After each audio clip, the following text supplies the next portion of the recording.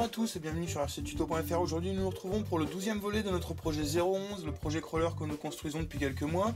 Voilà, donc aujourd'hui on passe à l'étape des amortisseurs. Donc on a choisi les boomerangs type G de chez Boom Racing.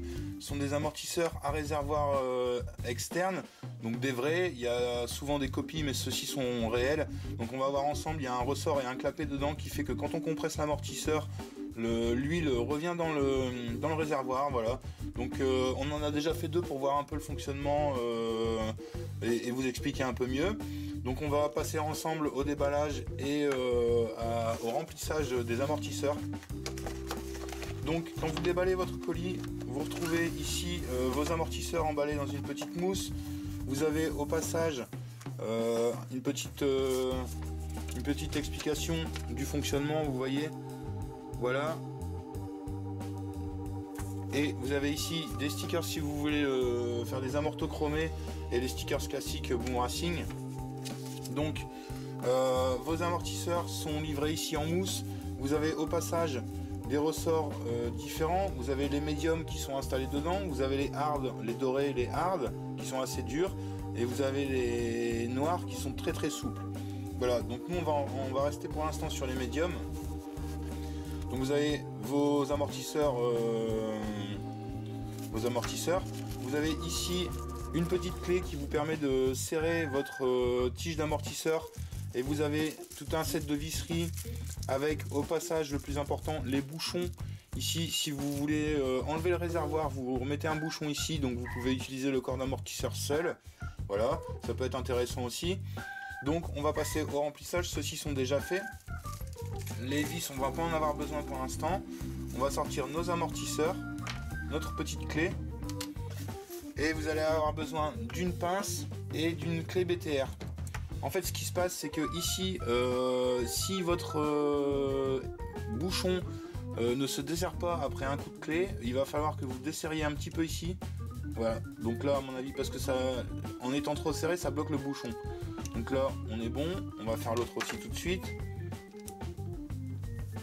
Voilà. Donc, on va commencer par desserrer ici avec notre petite clé. Voilà.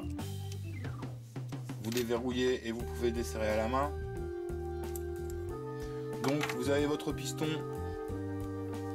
Voilà, votre piston qui va à l'intérieur. Vous avez ici à l'intérieur un ressort, le médium. Donc on va le mettre de côté.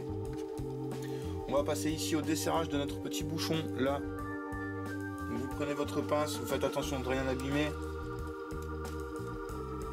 Et vous desserrez votre petit bouchon, vous le débloquez, vous le desserrez à la main.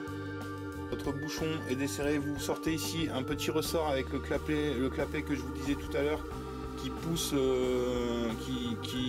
qui est poussé par l'huile et pour donner de la place. Voilà. Donc le remplissage, on va prendre ici du 300, de l'huile 300, qui vous permet un amortisseur assez ferme, mais en même temps un peu souple. Donc on va passer au remplissage de la grande partie. Vous remplissez jusqu'au bas des filetages. Donc maintenant il faut que l'huile puisse passer dans le tuyau. Alors moi ce que je fais, c'est que je souffle, pas trop fort, je souffle ici jusqu'à ce qu'on voit que l'huile arrive dans le deuxième réservoir. Donc vous soufflez tout doucement, ça va prendre un peu de temps, il faut le temps de remplir tout le tuyau. Donc vous soufflez et l'huile va remonter ici.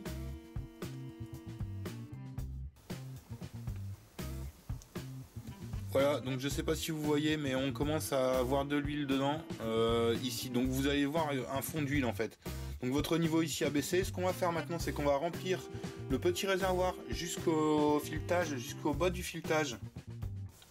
Voilà, comme ceci. Vous remplissez jusqu'au bas du filetage. Il y en a un petit peu plus, mais quand on va mettre notre clapet, ça va pousser l'huile. Et vous venez ici remettre donc justement ce petit clapet. Vous poussez. Et vous serrez. Voilà, on bloque bien. S'il faut, on bloque à la pince. Et donc vous voyez que l'huile ici a remonté jusqu'en bas du filetage. Donc c'est impeccable. On est bon au niveau du réglage. On va ensuite mettre notre ressort. Voilà, et on peut refermer notre amortisseur. Alors le surplus s'écoule un peu. Vous prenez un peu de papier essuie-tout.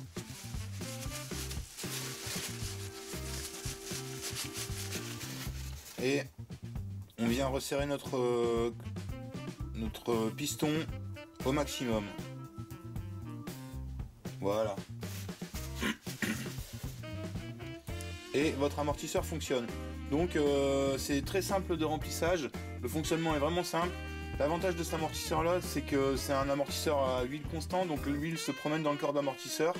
Ce qu'on aime vraiment bien, c'est le réservoir qui est amovible et qu'on peut installer sur le châssis ou sur la carrosserie. Donc c'est vraiment sympathique. On va faire le deuxième et on va installer ça tout de suite sur le châssis. Donc nous sommes de retour avec notre châssis du 011 Project. On a récupéré nos amortisseurs qui sont remplis et qui sont fonctionnels, voilà, donc ils marchent très très bien. On est pressé de tester ça. Donc il vous faut 4 vis comme celle-ci ou de cette longueur là.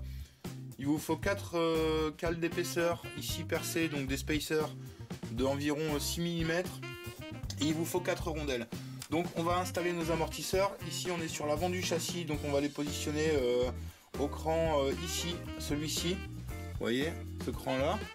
Voilà, donc on va mettre ça en position pour voir ce que ça donne et on les adaptera par la suite. Donc vous prenez votre vis, votre rondelle, on va mettre nos réservoirs vers l'arrière parce qu'on préfère comme ça. On met notre spacer derrière l'amortisseur et on va venir visser tout simplement notre amortisseur sur le châssis. Voilà, comme ceci. L'amortisseur est installé, on va faire l'arrière. À l'arrière, on va à mon avis les installer ici à la même hauteur à l'opposé. Donc on reprend notre vis, une rondelle, et on va placer ici cette fois-ci notre réservoir vers l'avant. Et vous prenez votre cale d'épaisseur et on installe notre amortisseur. Voilà.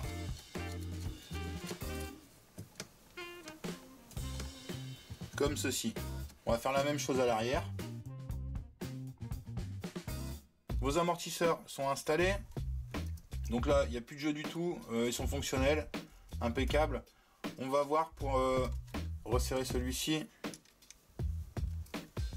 Voilà. On va voir pour installer, pour centrer. Vous voyez ici, ça demande à être centré là. Donc on va repositionner en desserrant ici. Vous desserrez vos vis ici, on va repositionner nos amortisseurs droits. Voilà.